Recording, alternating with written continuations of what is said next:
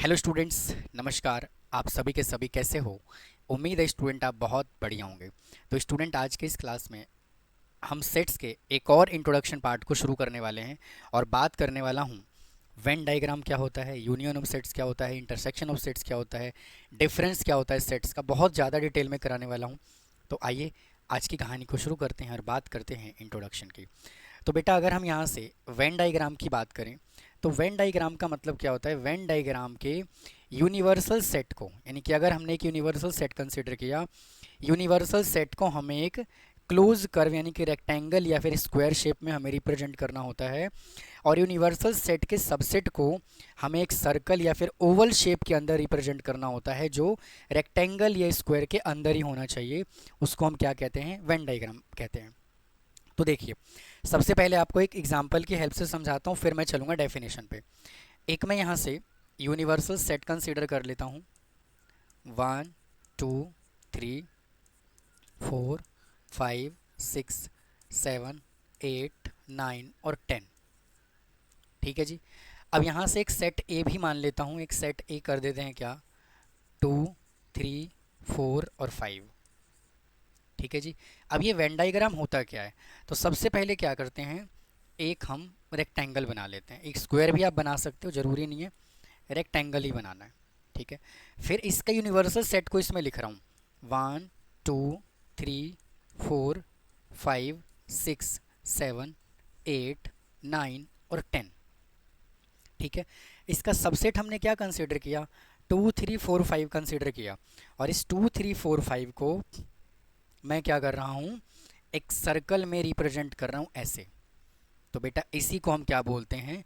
इसी को हम बोलते हैं वेन डायग्राम।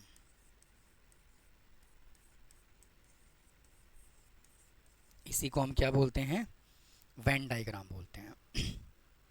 समझ में बात आई कि नहीं आई? अब चलते हैं, देखो डेफिनेशन पे क्या कहता है। The universal set is denoted by a rectangle and its subset by the close curve within the rectangle such as circle हो सकता है, ओवल शेप हो सकता है, एक्सेट्रा। इसी को हम क्या कहते हैं? वेन डायग्राम कहते हैं। यहाँ पे देखो, अगर सेट ए जो है ना, सॉरी, अगर यूनिवर्सल सेट को 1 2 3 से लेकर के 12 तक लिखा हुआ है और इसके सेट ए को 12 का फैक्टर लिखा हुआ है, ठीक है ना, तो क्या होगा? इसी को हम क्या बोलते हैं? Can be represent by the Venn diagram. हम इसको वेन डायग्राम में रिप्रेजेंट कर सकते हैं। तो ये एग्जांपल दिया हुआ है, ये एग्जांपल मैंने आपको समझा ही दिया।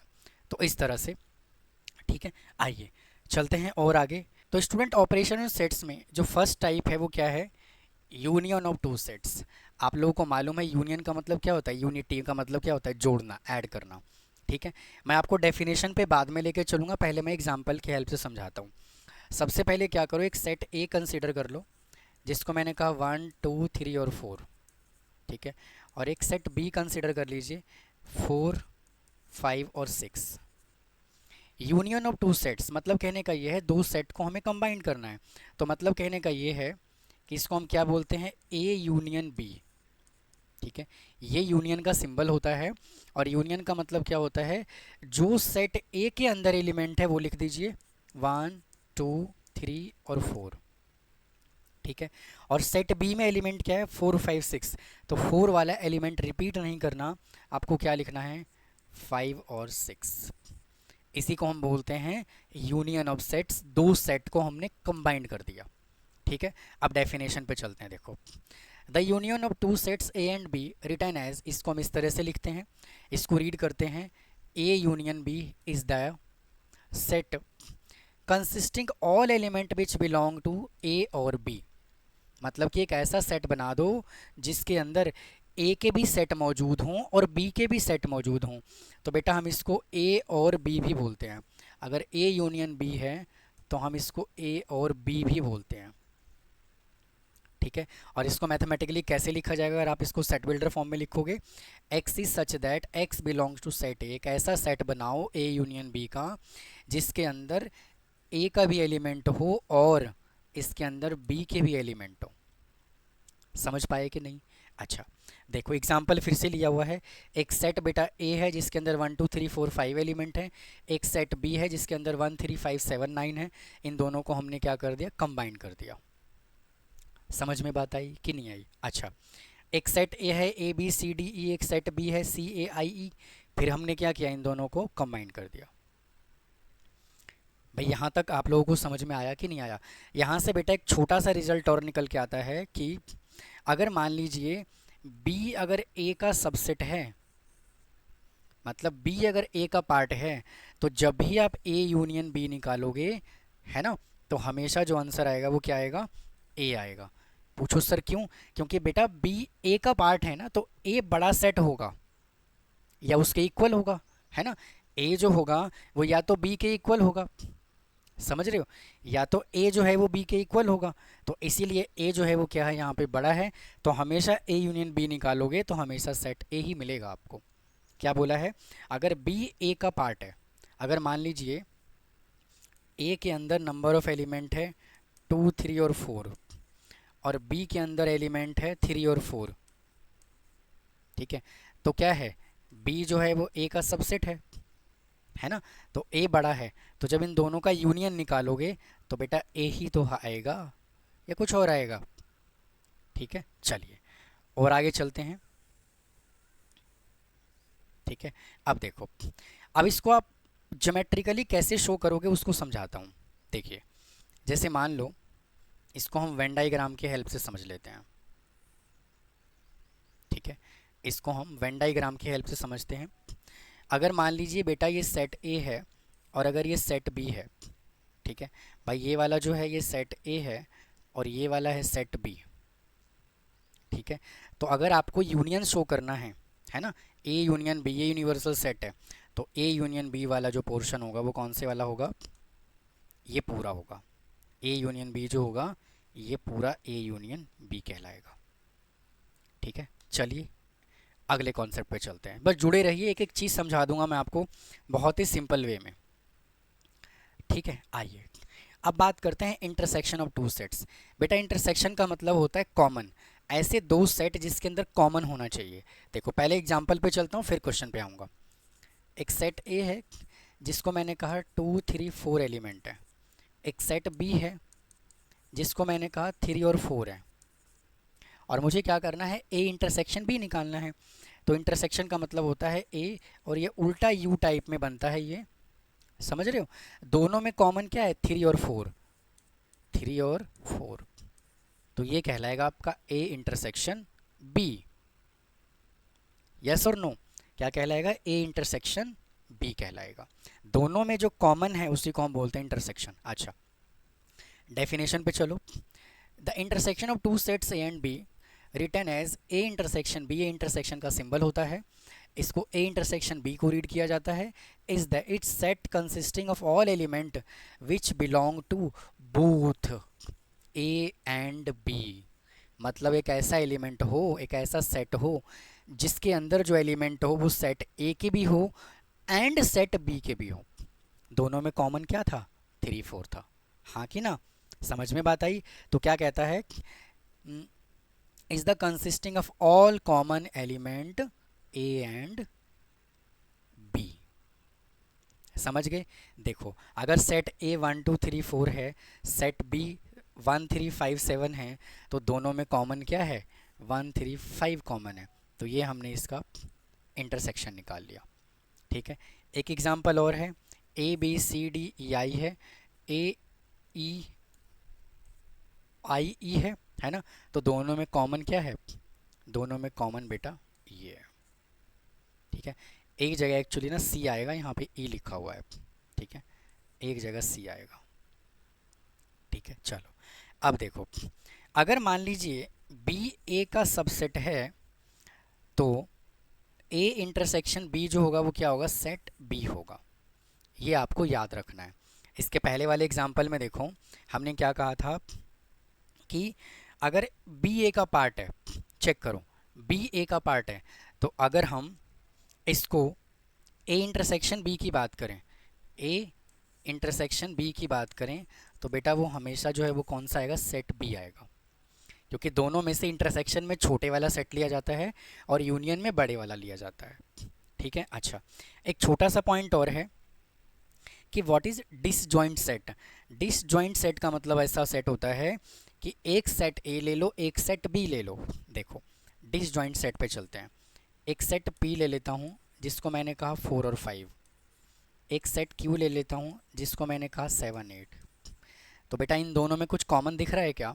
अगर कुछ भी कॉमन नहीं आता दो सेट के बीच में, तो उसका जो इंटरसेक्शन होता है वो क्या होता है? 5 होता है।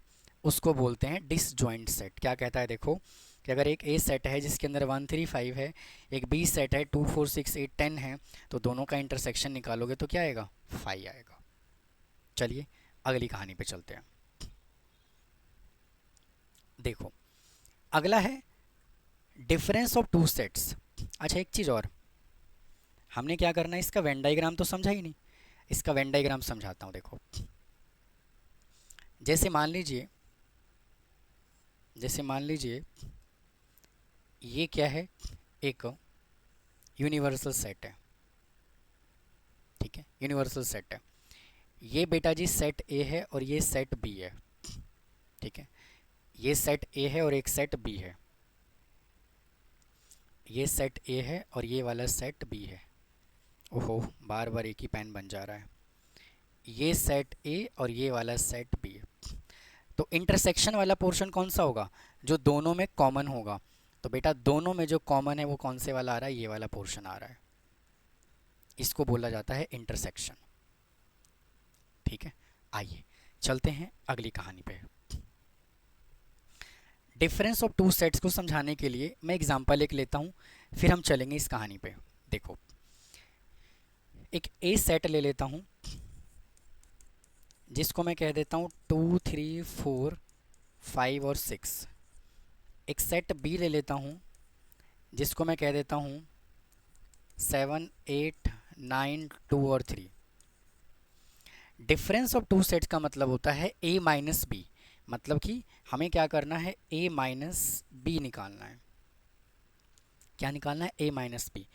ए माइनस बी का मतलब होता है ए में से बी के सारे एलिमेंट रिमूव कर दो। ए में बी के कौन कौन से एलिमेंट है चेक करो। ए में बी के दो एलिमेंट है, 2 3 2 3। बेटा कितने एलिमेंट है? 2 एलिमेंट है, 2 3 है ना, 2 3 2 और 3। तो क्या बचेगा? ए में से बी के एलिमेंट माइनस करना है, तो क्या बचेगा? 4 5 और 6। इसी को हम बोलते हैं ए माइनस बी। अगर मान लीजिए आपसे पूछा बी माइनस ए बता दो, तो बी में से ए के एलिमेंट हटाना है। बी में ए का कौन सा एलिमेंट है? 3 2 3 2। तो क्या बच जाएगा? 7 8 और 9। उसको बोलते हैं हम क्या? ए माइनस बी। डेफिनेशन पे आओ। A and B are the two set A minus B consisting of all the element which belong to A but not belong to B। क्या बोला है? belong to A but do not belong to B। बेटा अगर A minus B कर रहे हो तो A के एलिमेंट होने चाहिए, लेकिन A के अंदर जो B का एलिमेंट है वो हटा दो। ठीक है, और अगर B माइनस ए कर रहे हो तो ओनली B के एलिमेंट होने चाहिए, उसमें से A के एलिमेंट हटा दो। Is it clear? हाँ या ना? तो इसको कैसे लिखा जाएगा? एक्स इज सच दैट अगर आप ए माइनस बी कर रहे हो तो ए के तो एलिमेंट होंगे लेकिन बी का एलिमेंट बेटा जी यहाँ पे नहीं होगा। ठीक है, अगर आप बी माइनस ए कर रहे हो तो बी के तो एलिमेंट होंगे बट ए का एलिमेंट यहाँ पर नहीं होगा। समझ गए? यस और नो? ठीक है, अब अगली कहानी में क्या कहता है 2 मिनट बाद समझाऊंगा। पहले मैं आपको इसको वेन डायग्राम से समझा देता हूँ। देखो देखो ये हमने क्या किया, एक वेन डायग्राम बनाया। ये हो जाएगा सेट ए, ये हो जाएगा सेट बी। ठीक है जी। बेटा ये वाला जो पोर्शन है देखो, पहले दोनों में कॉमन निकाल लो। 2 3 2 3 दोनों में कॉमन है, तो यहाँ पे 2 3 लिख दो, 2 और 3 लिख दो। ठीक है, बाकी क्या बचा? 4 5 6, तो यहाँ लिख दो 4 5 और 6। ठीक है, फिर a माइनस बी में क्या बचा? a माइनस बी में क्या है? 7 8 9 2 3। तो 2 3 हमने वहाँ लिख दिया, क्या बचा? 7 8 9। तो यहाँ लिख दो 7 8 और 9। ठीक है, चेक करो a माइनस बी कौन से वाला पोर्शन हुआ? a माइनस बी जो हुआ वो ये वाला हुआ। ये वाला हुआ। ठीक है, तो इसको हमने शेड कर दिया पूरा a माइनस बी को, तो इसको हमने क्या कहा, a माइनस बी कहा। और b माइनस ए कौन से वाला है, ये वाला है,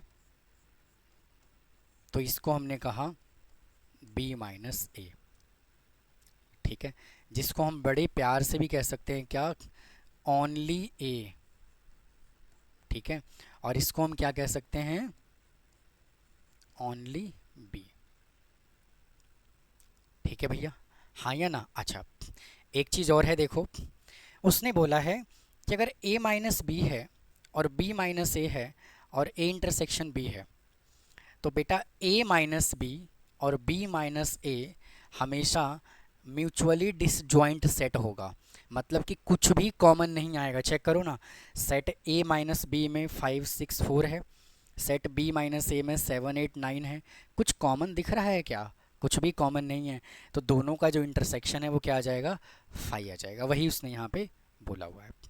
चलिए अगली कहानी की तरफ चलते हैं। अगला है complement of sets. Complement of sets को समझाने के लिए फिर से एक एग्जांपल लेता हूँ। देखो, एक यूनिवर्सल सेट लेता हूँ, 2 3 4 5 ले लेता हूँ, बस इतना ही रखते हैं। और एक ए सेट ले लेता हूँ, 3 और 4। ठीक है, तो बेटा कॉम्प्लीमेंट ऑफ सेट को समझाने के लिए ना मैं क्या कर रहा हूँ, देखिए कॉम्प्लीमेंट को हम शो करते हैं, ए के ऊपर छोटा सा डैश लगा दो, ए के ऊपर ये छोटा सा सी लगा दो, या ए के ऊपर ऐसे बार लगा दो। ये कॉम्प्लीमेंट का सिंबल होता है। कॉम्प्लीमेंट का मतलब क्या होता है, यूनिवर्सल सेट में से ए के एलिमेंट हटा दो, रिमूव कर दो। यूनिवर्सल सेट में से ए के एलिमेंट क्या कर दीजिए, रिमूव कर दीजिए। तो क्या बचेगा, 3 4 हटा दोगे तो क्या बचेगा, 2 और 3 बचेगा। इसी को हम कहते हैं कॉम्प्लीमेंट। मान लीजिए अगर ए कोई 5 होता, कोई भी सेट नहीं होता, तो ए कॉम्प्लीमेंट डायरेक्ट पूरा का पूरा आ जाता यूनिवर्सल सेट। चलो, अगर मान लीजिए इसको यूनिवर्सल सेट बोला हुआ है and A be any set then the complement of set, इसको इस तरह से हम डिनोट करते हैं, consisting of all the element of universal set which do not belong to it. Universal set में से हमने सेट ए के एलिमेंट को क्या कर दिया, हटा दिया। ठीक है, तो ए कॉम्प्लीमेंट अगर फॉर्मूला लिखना है तो यूनिवर्सल सेट का ही सिंबल है, उसमें से हमने ए क्या कर दिया, हटा दिया। वही तो किया, चेक कर लो। ठीक है, अगर मान लीजिए यूनिवर्सल सेट 1 से लेकर के 10 तक दिया हुआ है और एक ए सेट दिया हुआ है 1 2 3 4 5, 1 2 3 5 7 9 है ना। तो इसका जो यूनिवर्सल सेट बनेगा, मतलब कि ए कॉम्प्लीमेंट बनेगा, वो क्या बनेगा, 1 2 3, फिर यहाँ क्या बचेगा, 4 बचेगा, 1 2 3 4 5 6 बचेगा, 8 बचेगा और 10 बचेगा। लो जी, समझ गए कि नहीं। आगे क्या है देखते हैं ज़रा। ठीक है, समझ गए। अच्छा, इसमें एक इम्पॉर्टेंट रिजल्ट बेटा और आता है। देखो, अगर मान लीजिए हम ए का कॉम्प्लीमेंट निकाल रहे हैं, इसका दोबारा कॉम्प्लीमेंट करेंगे ना तो हमेशा वो ए के इक्वल आएगा। कहोगे सर कैसे, समझाइए ज़रा। देखो, इसका दोबारा कॉम्प्लीमेंट निकालो, 4 5 4 6 8 10 का कॉम्प्लीमेंट, मतलब इसमें से ये वाला एलिमेंट हटा दो तो क्या बचेगा, 1 2 3 5 7 9 ही तो बचेगा जो ए के इक्वल है। ठीक है, अगर हम यहाँ से कॉम्प्लीमेंट की बात करें, कॉम्प्लीमेंट सेट की बात करें, तो इसका वेन डायग्राम कैसे बनेगा। देखो, अगर ये मान लो सेट ए है, ठीक है, अगर ये यूनिवर्सल सेट है और अगर ये सेट ए है, तो ए का कॉम्प्लीमेंट क्या होगा, इसको ए को ना अंदर लिख देते हैं, ए अंदर है मान लीजिए। ठीक है, अगर ये सेट ए है तो बेटा ए का कॉम्प्लीमेंट क्या होगा, इसके बाहर वाला हो जाएगा। इसको हम ज्योमेट्रिकली ऐसे रिप्रेजेंट करते हैं। सिमिलरली अगर मान लीजिए यहाँ पर कोई बी सेट है तो बी का कॉम्प्लीमेंट क्या होगा, ये वाला पोर्शन हो जाएगा। समझ गए। अब चलिए डेफिनेशन पे।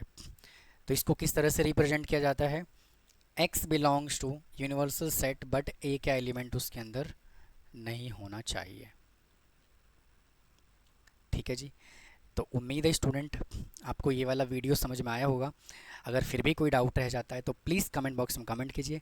चैनल को सब्सक्राइब करना ना भूलें, वीडियो को लाइक करें। मिलता हूँ फिर इसके नेक्स्ट पार्ट में।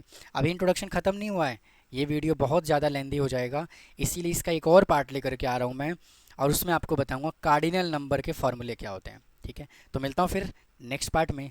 Thanks for watching.